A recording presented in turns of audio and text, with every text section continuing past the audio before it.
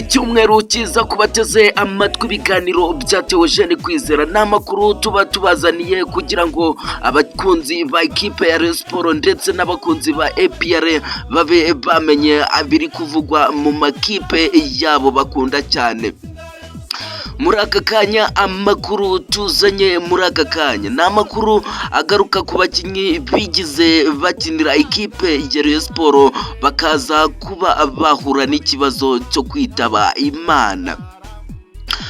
Muri uyu mwanya niyo tugiye kuba twabaramburira nibo twaba twagaragaza urutonde rw'abo bakinnyi babashije kuba bakitaba Imana mu myaka yagiye ishira.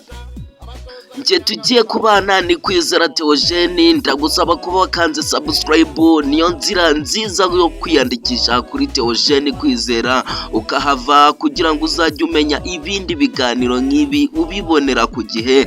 Ibiganiro nizera ko bizajya bigushimisha. Reka duhere ku mukinnyi bita Davis Bagore muramuzi neza cyane. Uyu mukinnyi yakomokaga mu gihugu cy'Ubugande, ku nyogosho ye kabuhariwe, ku nyogosho ye kabutuna, ariko nk'uko mugenda mumureba uyu Davis Bagore yapfuye mu mwaka wa 2025.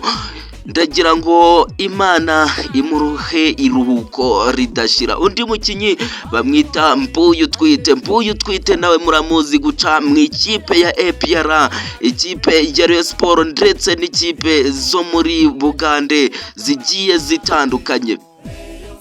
Uyu mugabo w'imyaka 70 yaje kuba yakitaba Imana mu mwaka wa 2020. Hari abandi bakinnyi bagiye batandukanye, harimo uwo bita Katauti nyakwigendera Katauti wapfuye mu mwaka wa 2017.